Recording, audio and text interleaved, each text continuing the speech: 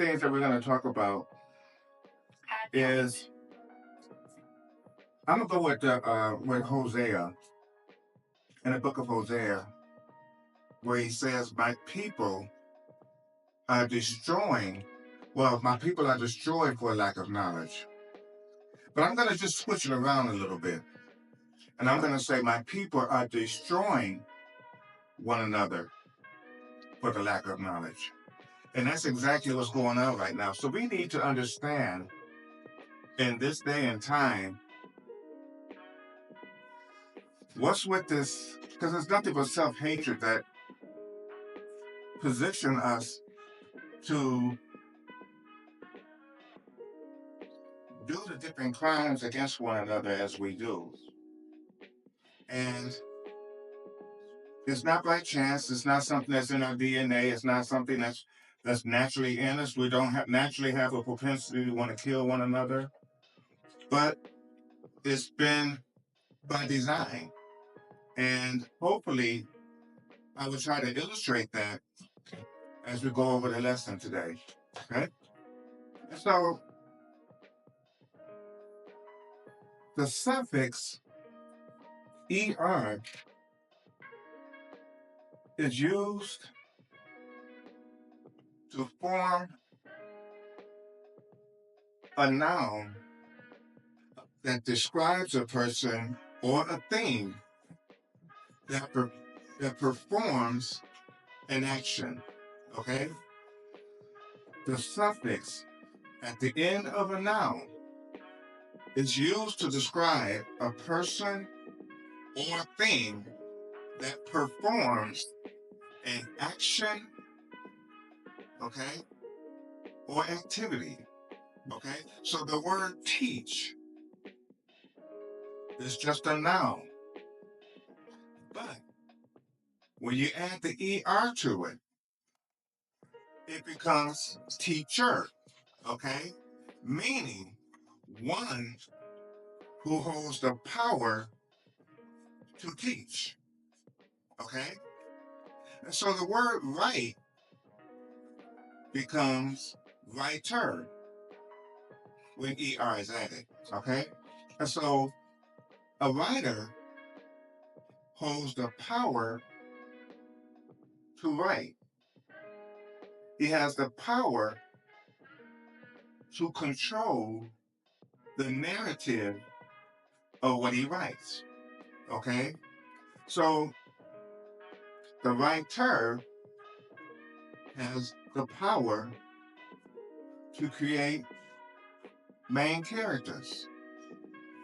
They create heroes, okay? They create villains, okay?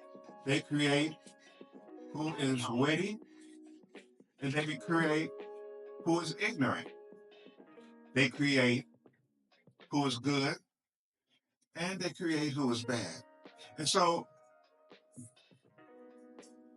when the writer is a historian, that writer has the power to create or to write a historical narrative in favor of one ethnic group over another. Y'all got that? Amen? Amen. Okay, and so that narrative that person write, it becomes an academic truth. It's taught as an academic truth. It becomes the basis of your truth until a more credible truth comes to reject that former truth, that former narrative, okay?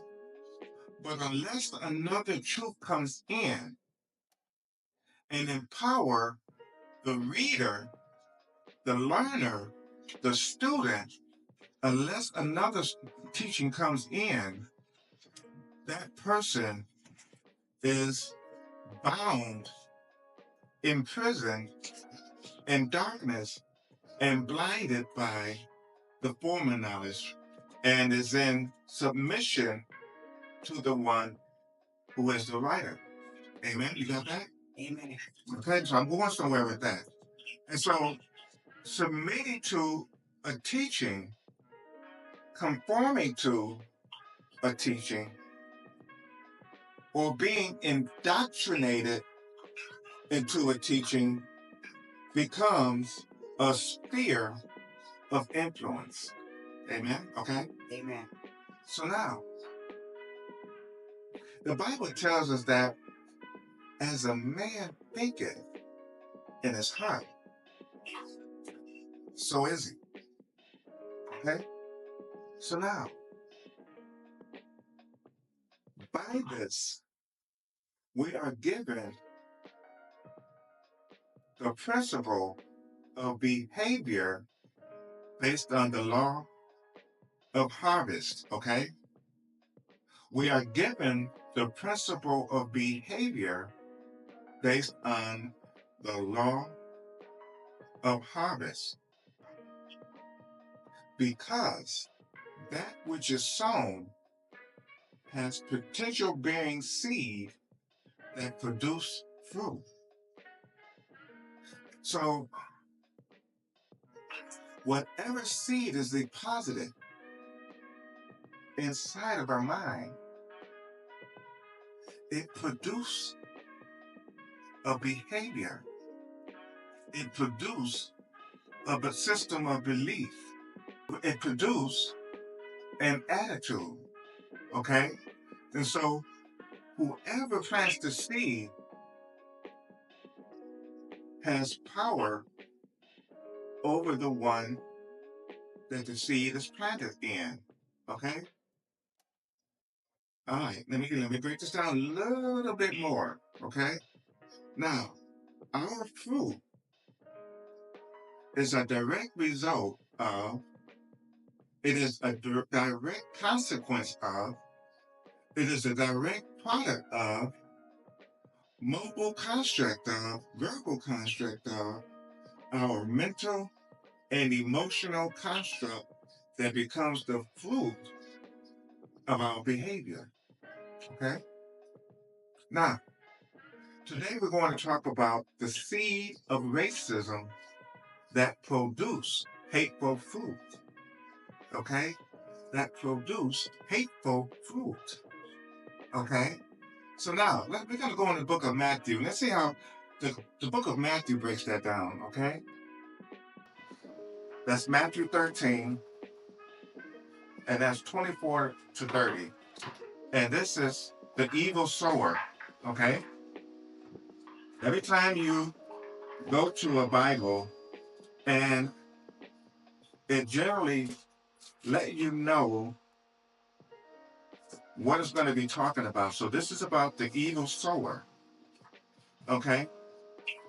So the disciples are walking with Jesus, and Jesus is teaching them. Okay?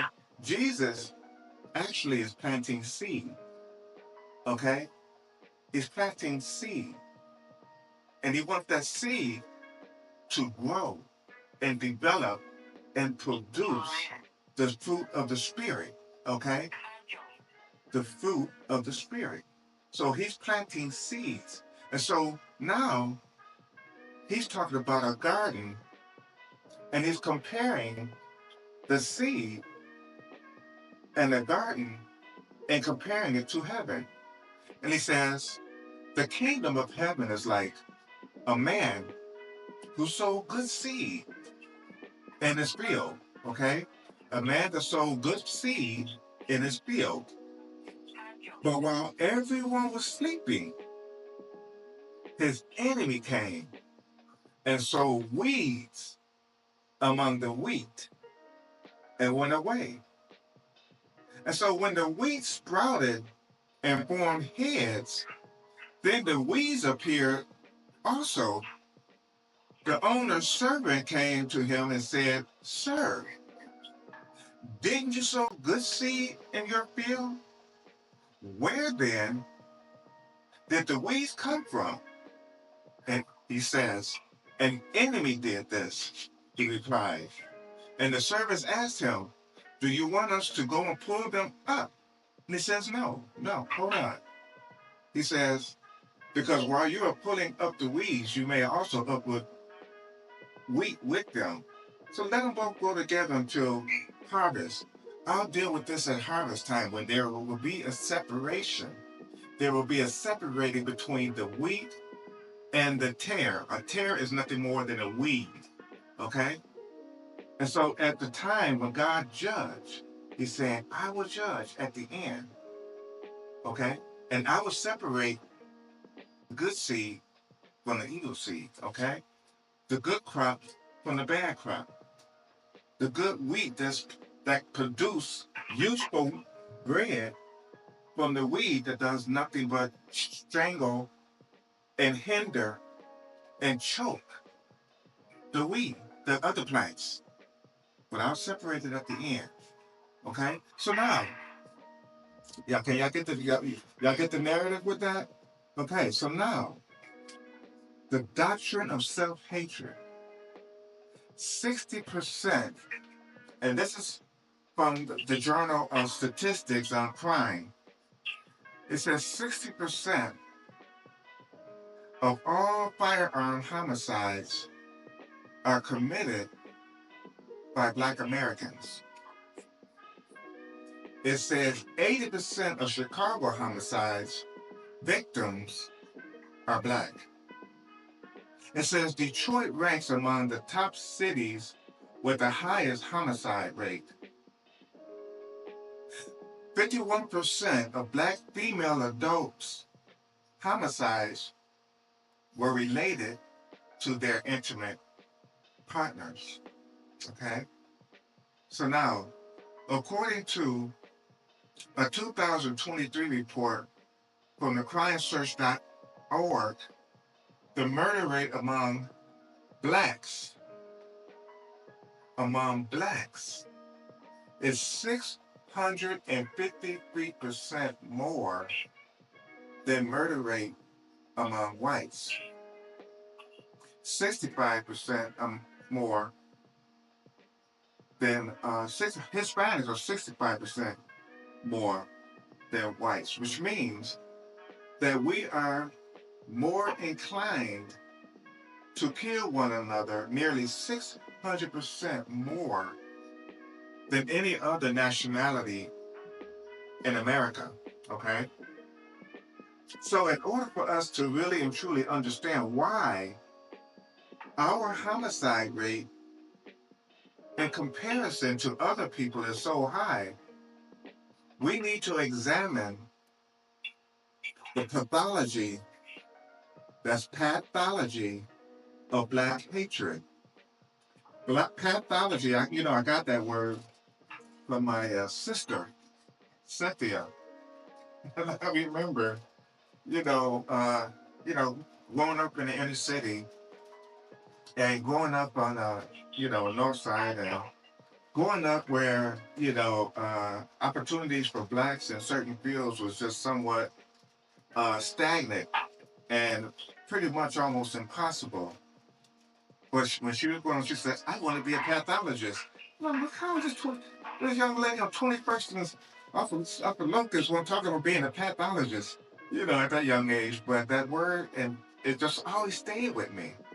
But the word pathology, it means by definition, the study and cause of disease, okay?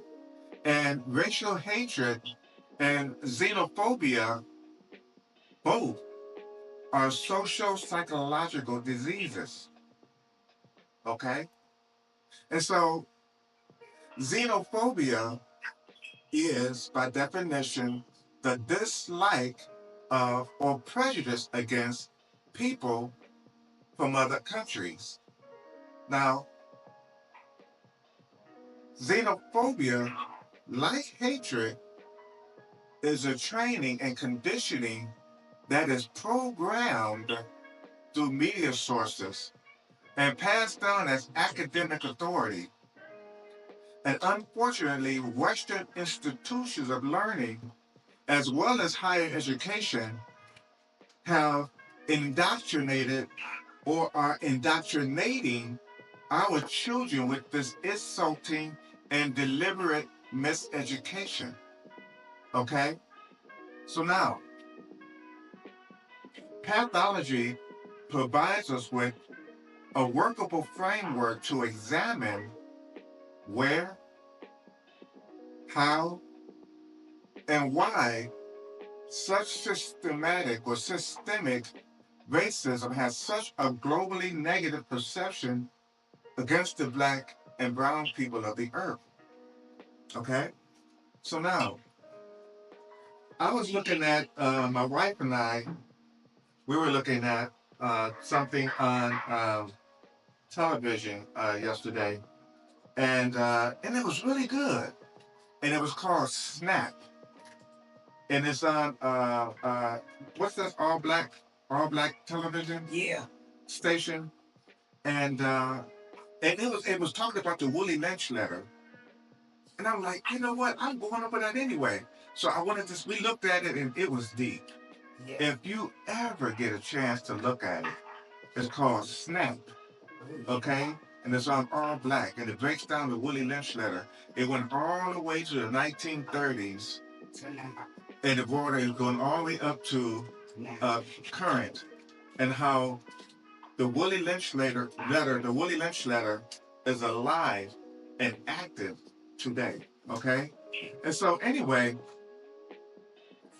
pathology, okay, let's start with the pathological miseducation that has done such a disservice not only to the people of Afro-Ethiopic descent or Black people in the world, but people of all nationalities who maintain a xenophobic mentality about people of color.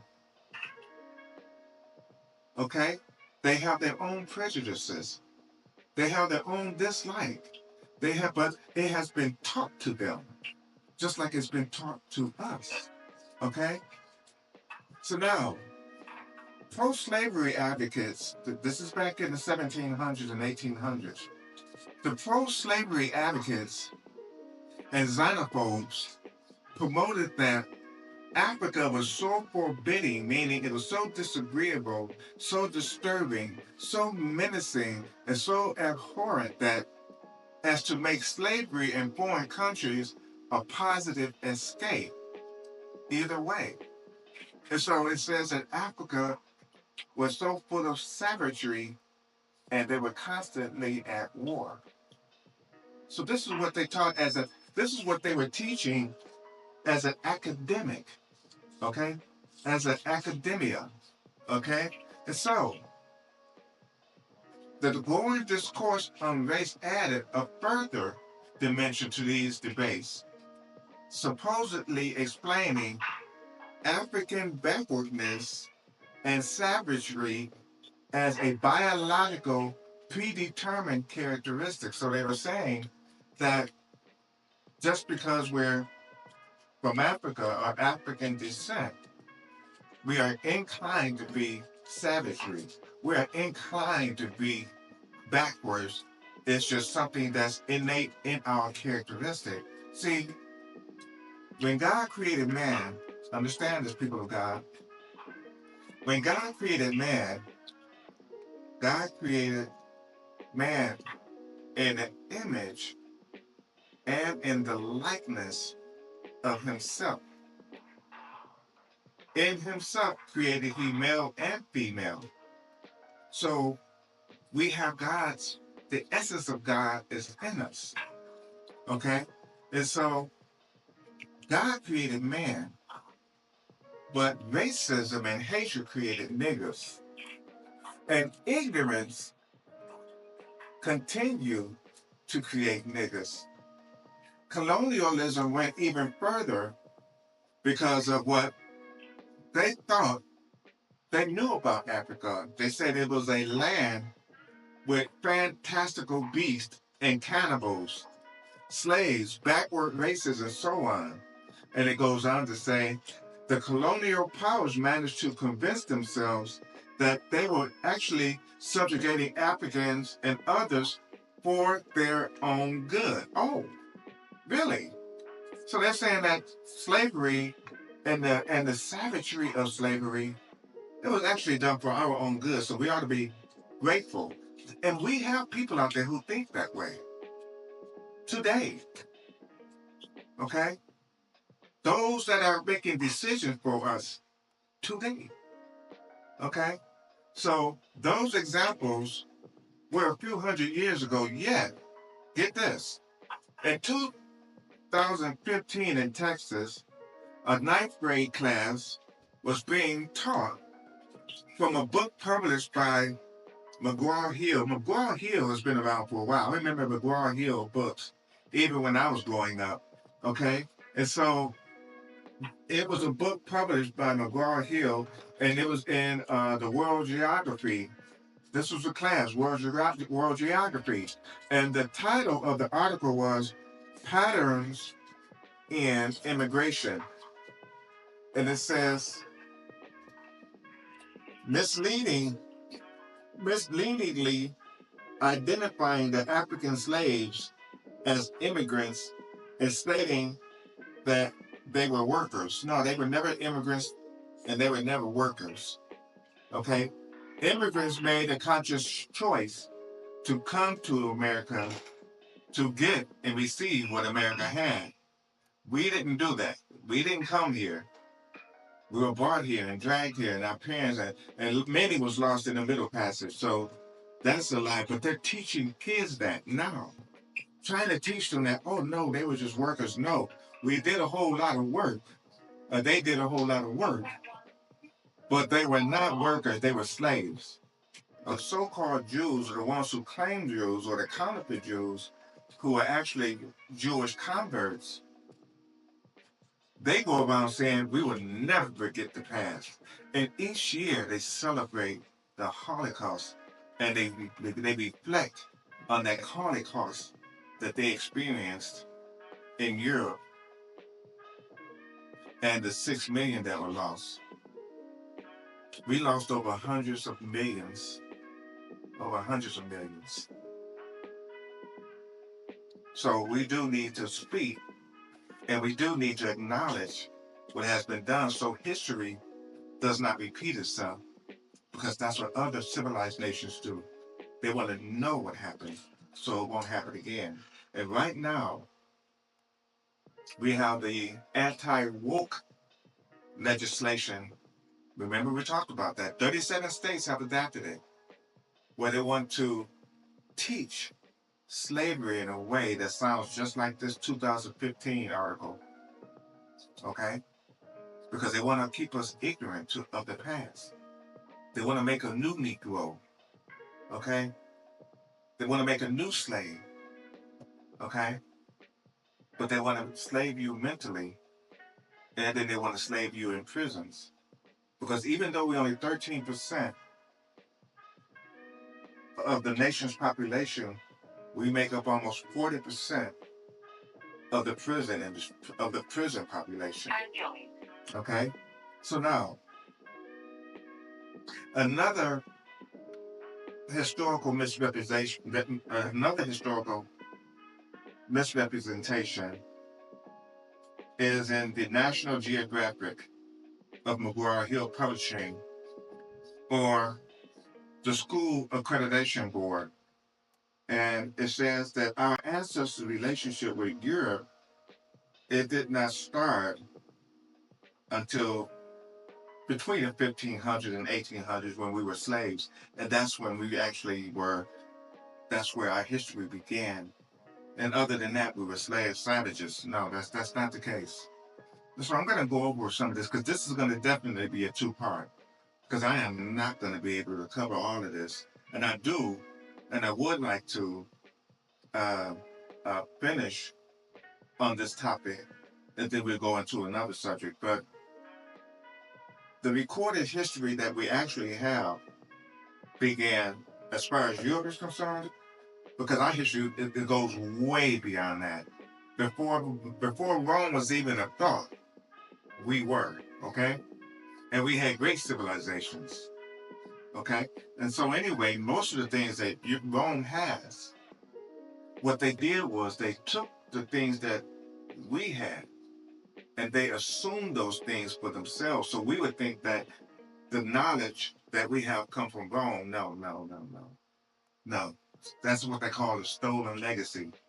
But anyway, in 711 AD, there was a battle called the Battle of Guadalete. The Battle of Guadalete. And at that battle was Tariq Ibn Ziyad. He was a general and he was powerful and he was from North Africa, okay? And he was a North African Moor. And they called them Moors not because of any religious affiliation, Mauritians. That was the name in Morocco. That was the name in North Africa, a part of the North African continent. Okay, and so they called them Moors because they just didn't say that full name, Mauritians. Okay, so they were called Moors, but they were Africans. Okay, and so in 711 there was a conflict in at the Iberian Peninsula, okay? And at this Iberian Peninsula, what they call it, you ever hear of this word called the Rock of Gibraltar? No. Yeah, but I know somebody's heard that. But the Rock of Gibraltar, I used to hear it all the time. That's about as hard as the Rock of Gibraltar. It was just a kind of it was like a cliche that people would use. But the Rock of Gibraltar is something that it was like a defensive structure that Iberian Peninsula was on. But the family that was there, called the Witizens, they needed help because the Visigoths, okay, the Visigoths, that's the Germanic tribe. The Visigoths had already conquered Rome in 476. They conquered Rome, and that's what they call the fall of Rome. And so what they did was they established this Catholic papacy. They were under and they took on the Roman Catholic papacy. Okay, so now they start using that religion, and they took that religion to because they expanded and they took that religion to the Iberia.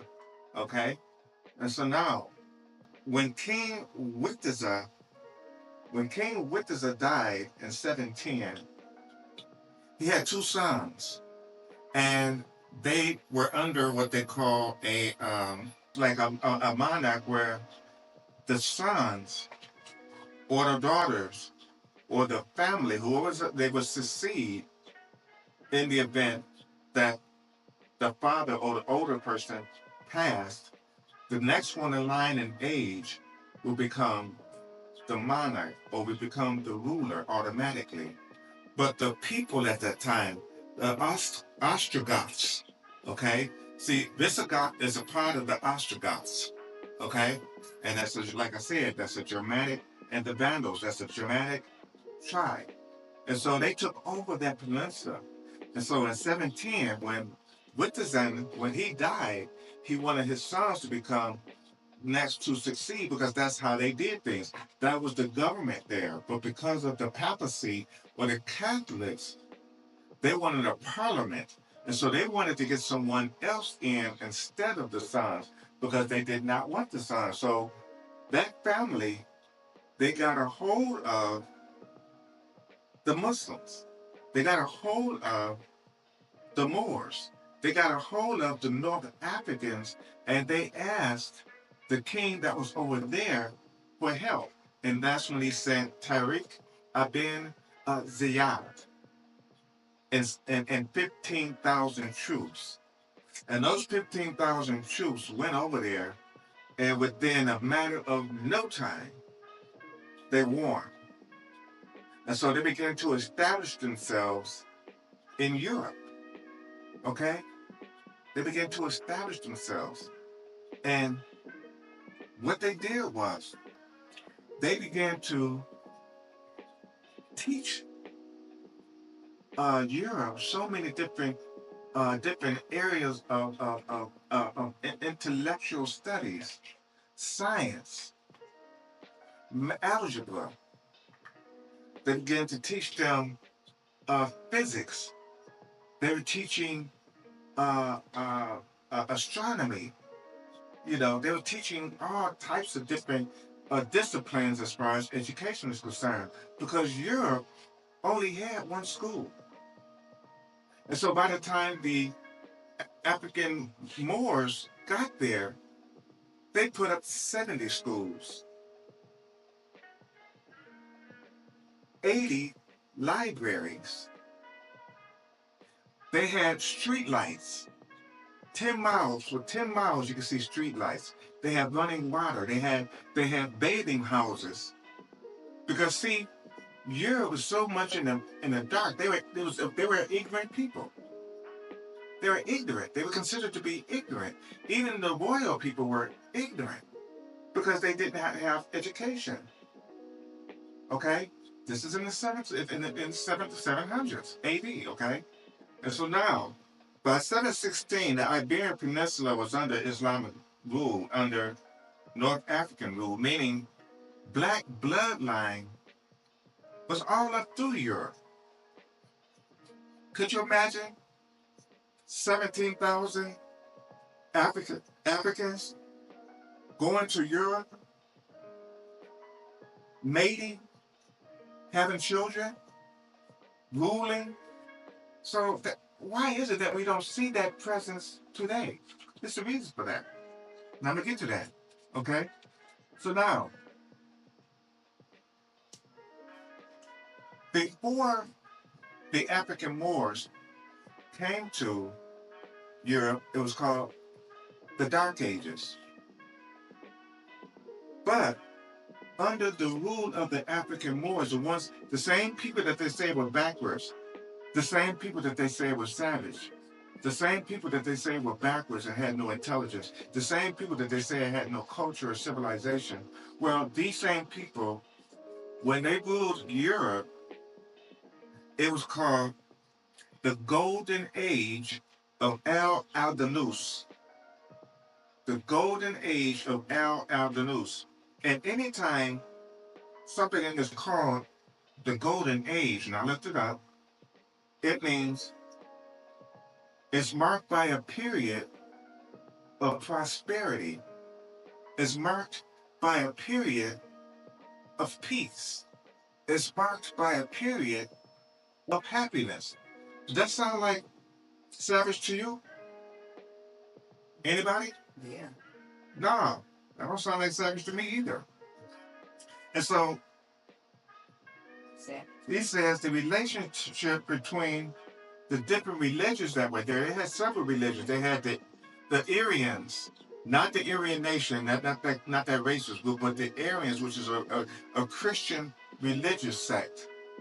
They had Aryans, Judaism. They had the Jesuit order of Catholics, and they had Islam. But they got along. Okay, several hundred years they got along. Okay, so now, see, this is the history we are not being taught. See, America doesn't want us to understand that history about us.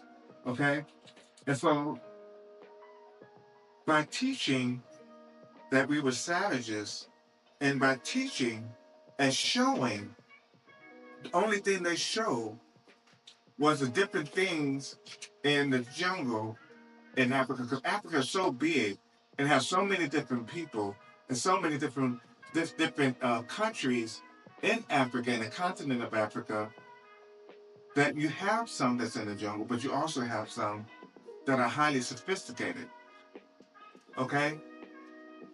But they don't show that part. Okay? And so now, by teaching our children what they're teaching them in reference to the backwardness of Africa and the fact that being here, they actually did us a favor. Well, by teaching our children that, it put them in a submission submissive state, thinking that they are our saviors. Because everything that we see that's good is represented by their color, not our color. Okay? Amen? Amen. And so, no wonder we look at them and look to them. And like I said, when you look at that, if you get a chance to look at SNAP, SNAP, and it's on all black TV, television station, or Prime, or Prime Video. Yeah. I tell you, just the first episode, it'll blow you away. Yeah. Okay. And so anyway, then dress to the caliphate. The caliphate is like a ruler in the Muslim world. And so this is a letter to Caliphate Hashim III, and it's from King George II, King of England. And this letter, like many other historical references, are hidden in secret letters and in the annals of Ivy League colleges and universities that you're not going to get in a traditional school system, because they want to keep the masses ignorant of those things, okay? They don't want us to know those enlightening things, okay? And so this is the letter from King George III, King George II, and it goes as such. Okay, from King George II, the King of England, King of Gaul, the King of Sweden and Norway, to the Caliph of Muslim Kingdom of Spain, His Majesty Hisham III. Okay, this is King George addressing a North African king, and he says, addressing him as His Majesty. He's talking to the black guy. He said, we have been advised that science, knowledge, technology, and industry are far advanced in your country. Therefore, we wish to take the opportunity for our youth to benefit from your achievements, as our country lacks these facilities and is in total darkness. This is the king in England letting them know that, hey, we're in total darkness. So you can get these letters. So the way you can access these letters because of technology and being able to get to some of these hidden letters, because they don't want us to know these things. Okay, could you imagine? Now this is King George writing to a black king and asking him, hey, teach us, because see, we in the dark. Can we let our students go? Because he wanted his daughter to go to that school. That's what it was about, okay? Then it goes on to say, he says, we hope this opportunity will give us the chance to follow in your footsteps to illuminate our people with knowledge. Okay? Y'all got that? How does that sound to you? That sound good to y'all? Amen. Come on now, let me hear you. No, it's not. No, it sounds good because he's talking to a black king. Yeah. And he's asking this black king to teach them, because these are Europeans who need to be taught. Amen. So they want to know. So he's writing to that king and asking him, can you teach us? We want to follow your footsteps because you guys are advanced. Talk about an African king.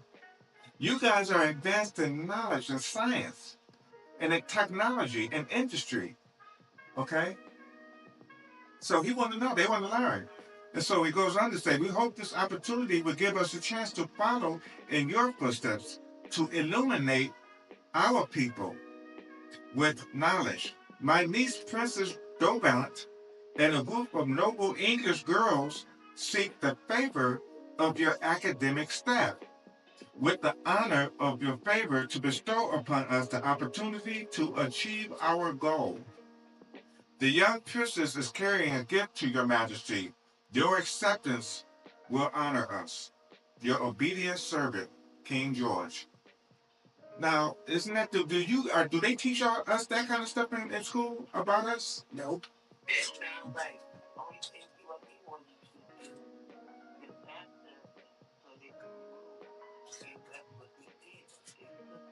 Well, right, but the thing is, we had it.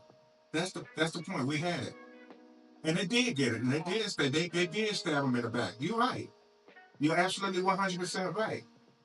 But the point is, we had it, and they didn't, and we gave it to them, as we always give. A lot of nations give, but greedy nations, they see what other people have, and they want to take it, then they want to conquer. Okay, and that's what happens. Okay, so now the big question is, why is it that Western institutions of learning work hard to hide or erase Africa's global intellectual influence? Now, at the time of King George II letter, Cordoba, look it up, during the 8th century, 7th century, and 11th century, Cordoba, located in southeastern Europe, was the greatest city in the world at that time. For 10 miles, there were street lights, running water, okay? They had over King Caliphate Hashim III had over 400,000 volumes of books, making his personal library the largest collection of books anywhere, because education was very important. It's always been important. That's why we excel so, okay? Now, 8th century England was not culturally advanced, and education was limited. In fact, the vast majority of England was illiterate, okay? However, Cordoba was flourishing politically, and Cordoba had 80 libraries and 27 free schools. Culture and academics were important, influencing Europe in science, geometry, physics, astronomy, cartography, which is the study of maps, anesthesia, alchemy, and algebra. And algebra is a top mathematical expression. And algebra came from Islam. It came from the Muslims. It came from northern North African Muslims. Okay, and algebra and alchemy are two words that came from uh, uh, uh, North Africa, and the word alchemy comes from the Arabic al space kamaya, alchemia, alchemia, which is alchemy. Okay, algebra comes from Arabic, and it's al jabre, al jabre. It is a and the mathematician Al Al Khwarizmi. Al Khwarizmi is the one who gave us the expression and the mathematical expression of algebra that we use today. But they're not going to tell us that. They're going to tell us that some white man gave it to us. Okay?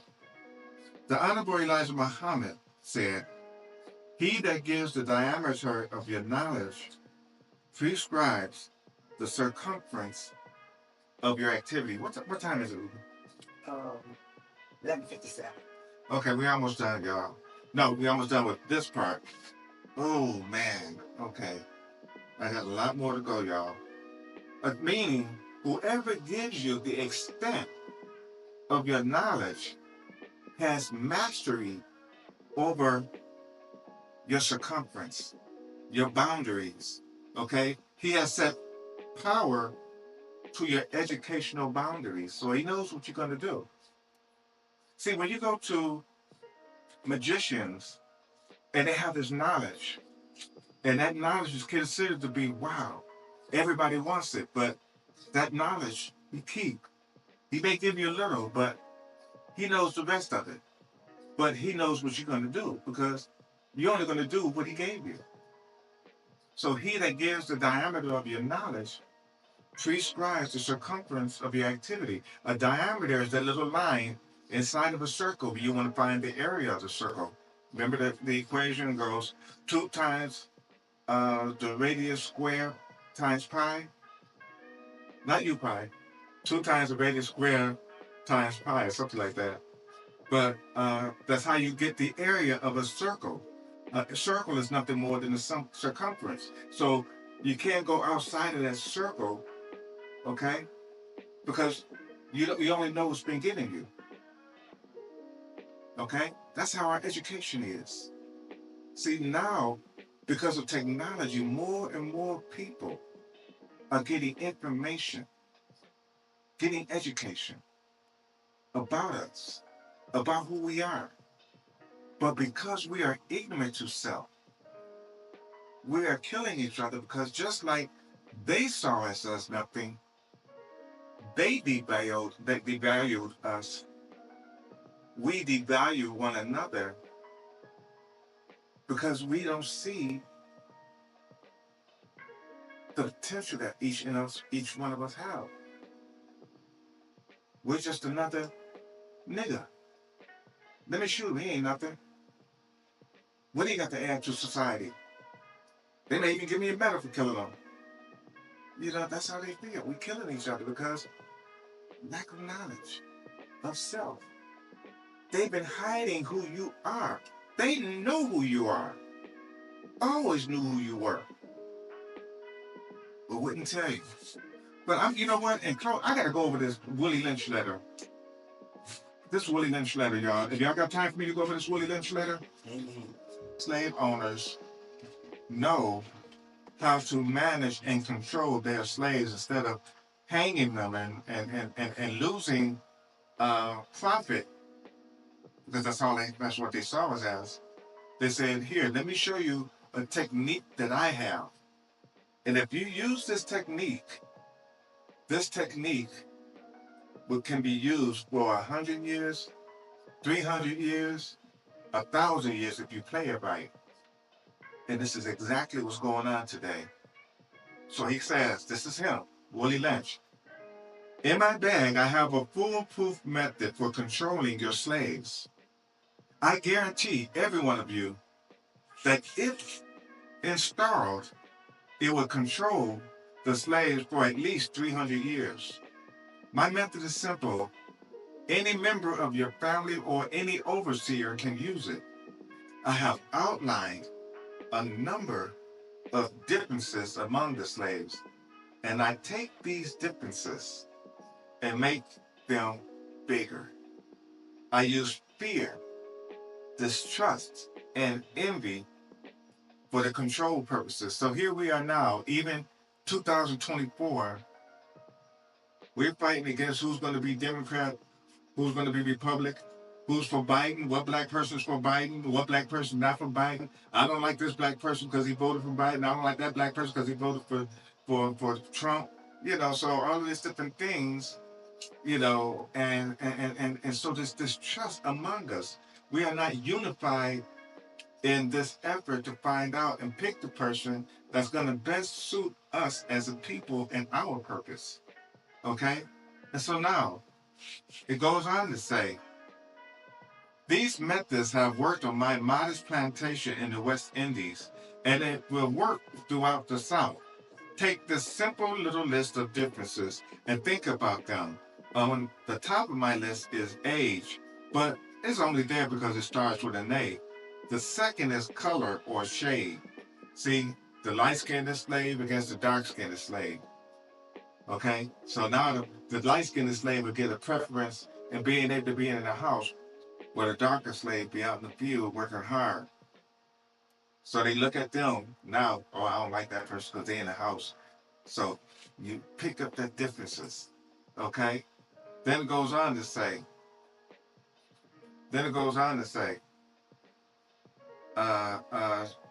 there is intelligence, size, sex, size of plantation, attitude of owner, whether the slaves live in the valley or the hill, east side, west side, You know, you get all of these different people talking about this one I'm from. I'm from this. I'm from the Midwest. I'm from a 414.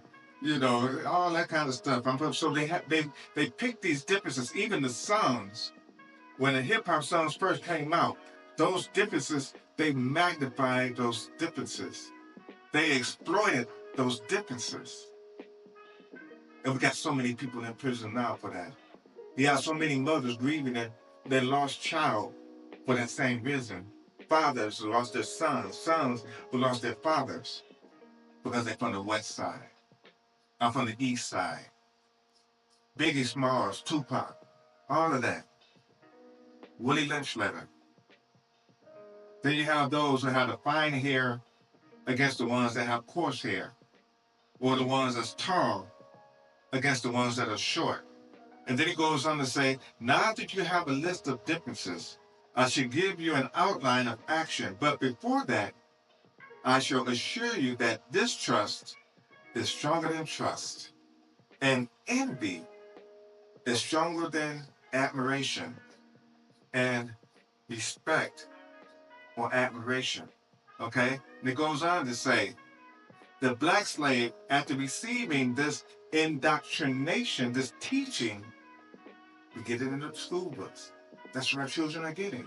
See, that's why the anti-woke legislation, they want to keep our children indoctrinated in ignorance. But we got to watch that, okay? And it goes on to say, through this indoctrination shall carry on and will become self-refueling and self-generating for hundreds of years, maybe thousands. Don't forget, you must pitch the old black versus the young black males, and the young black male against the old black male. You must pick the dark-skinned slaves versus the light-skinned slaves. You must use the female versus the male and the male versus the female. Remember in the late 80s when you started having these competitions, you had the men talking about the women, calling them all kind of names, calling them bees, calling them all kind of things. And the women coming back and retaliating at the men. Now you have this division. See, this division. We seeing it. Okay? And then it goes on to say, you must always have your servants and overseers distrust all blacks. Okay? Justice Thomas. Okay? But it is necessary that your slaves trust and depend on us. See, they're going to teach you to depend on them. Everything that we see subliminally, that we see, they're good and we're bad. I know I'm getting off on something that you may not feel is biblical, but it is. It's still talking about a field, and it's still operate in what Matthew 13, verse 24 to 30 is talking about. See, who is that evil one that came and planted that evil seed? What evil seed is your child getting? See, the anti-woke legislation, they want to keep us ignorant. They want to keep us in doubt. They don't want us to learn about who we are. They don't want us to learn about, see, we're not important enough to remember what happened to us, but those so-called European Jews that they call Jews, oh, it's okay for them.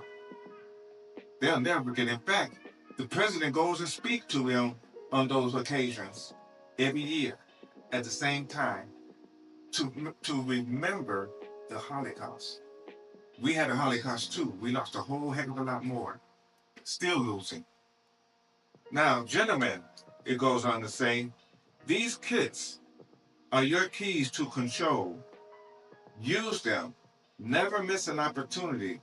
My plan is guaranteed, and the good thing about this plan is that if you use it intensely for 1 year, the slave will remain perpetually distrustful one from the other. See, it's our lack of distrust, our lack of unity that kills us. Okay, but that said, the second part, now that I've said the part that I've said, my next part is going, how it all started, why that color scheme changed, why race even came into the equation, why was the evil seed even planted in the garden to plant weed. See, going back to Matthew 13.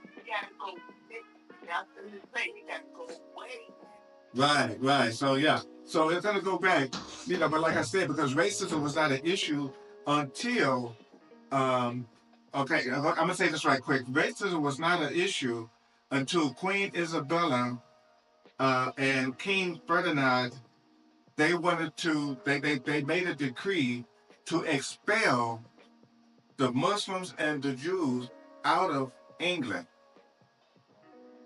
They expelled them and sent them to different places, to the Caribbeans, and they sent them to the colonies as slaves. They knew what the black people had done over there in Europe, but because now that they wanted to start taking over the what do you call it, Catholics? Yeah. See, the Catholics, they wanted to come in and they started taking over.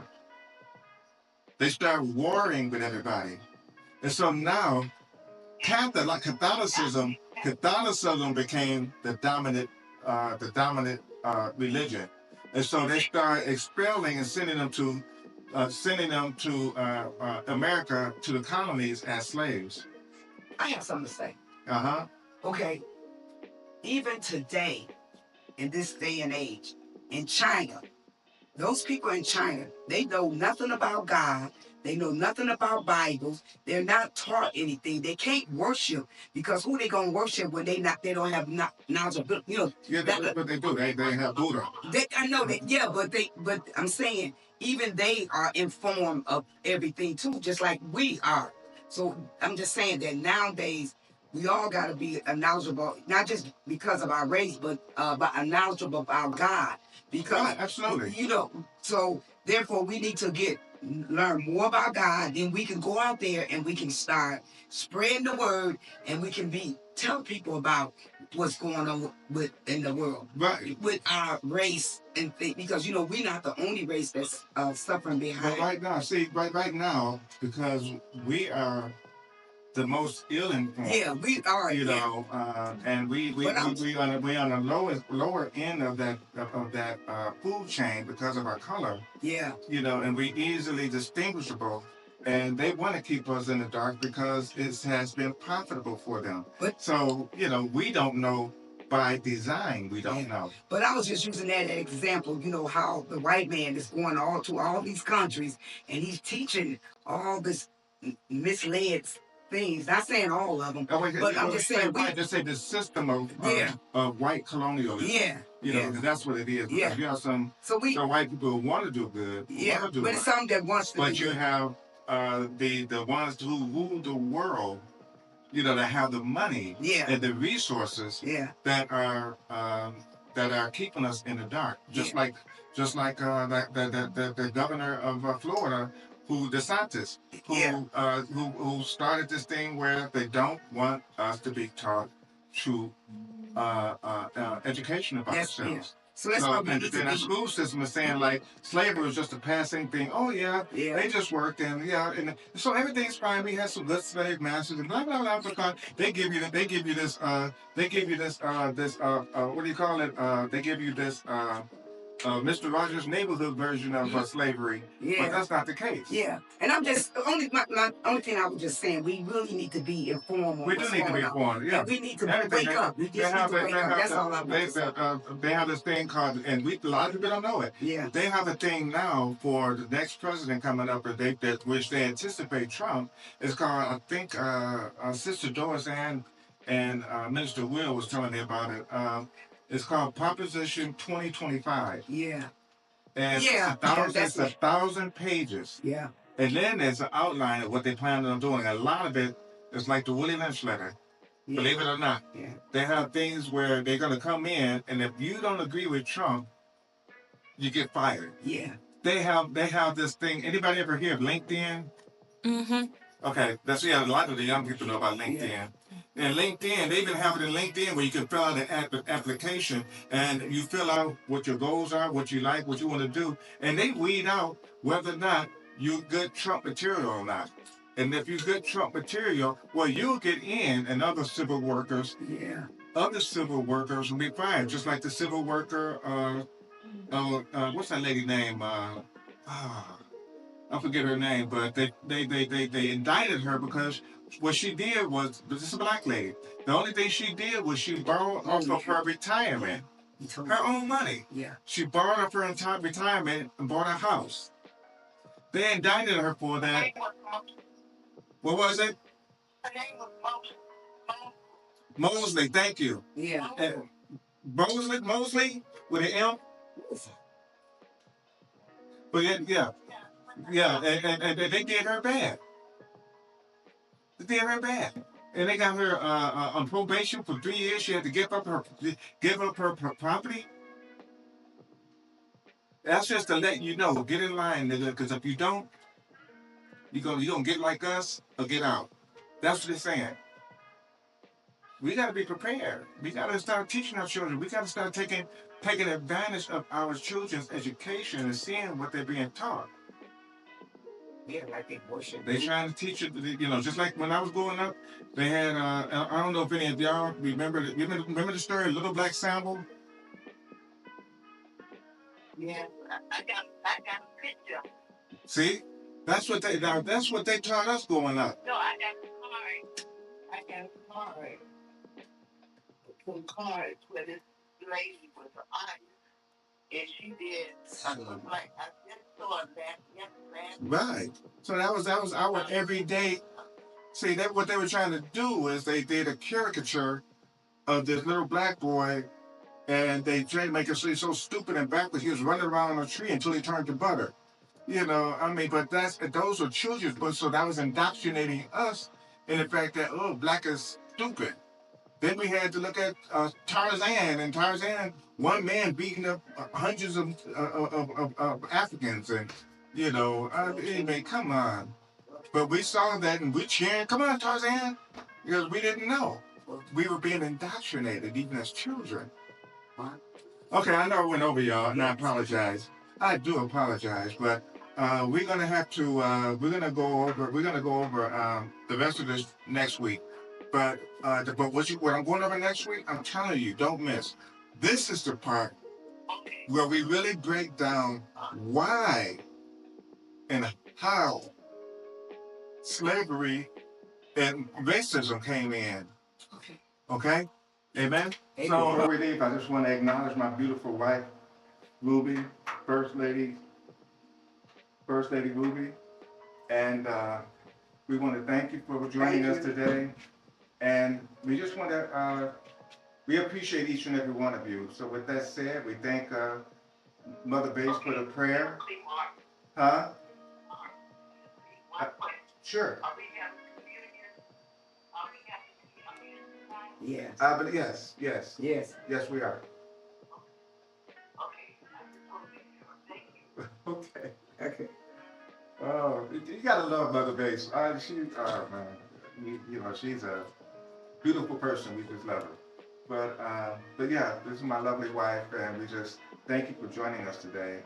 And we want to wish each and every one of you a good God bless you, and want to thank you for being with us, and have a beautiful, beautiful rest of your Sunday. Good night. Good. Bye-bye.